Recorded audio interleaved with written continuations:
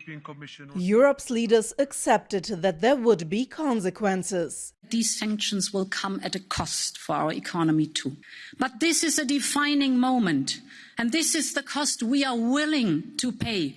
Following Russia's military attack on Ukraine on February 24, Western countries were quick to agree to sanctions on Moscow in early March, not knowing how extreme the response might be. Having overly relied on Russia for its oil and gas, Europe has been feeling the squeeze ever since, with the Kremlin cutting supplies. A damaging tit-for-tat ensued.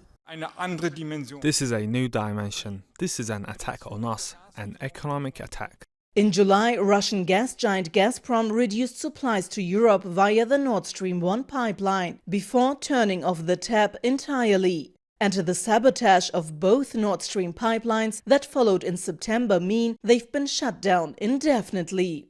Having supplied more than a third of Europe's natural gas needs before the war, imports from Russia have dropped sharply since. And the lower Russian deliveries have fallen, the higher European gas prices have shot up, hitting a record of over $360 per megawatt hour in August.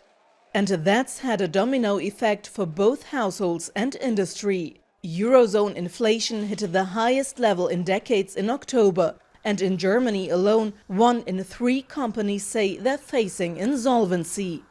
Angry over skyrocketing living and energy costs, thousands of people protested against Brussels' sanctions on Moscow, although popular support for Ukraine remains strong.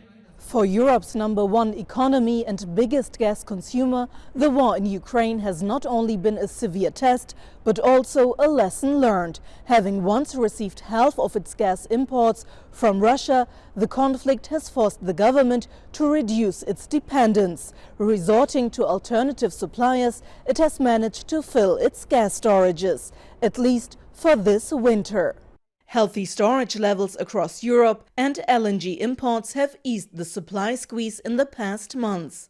But analysts warn that there will be no respite, as the region will have to refill its reserves with little to no deliveries from Russia in coming years.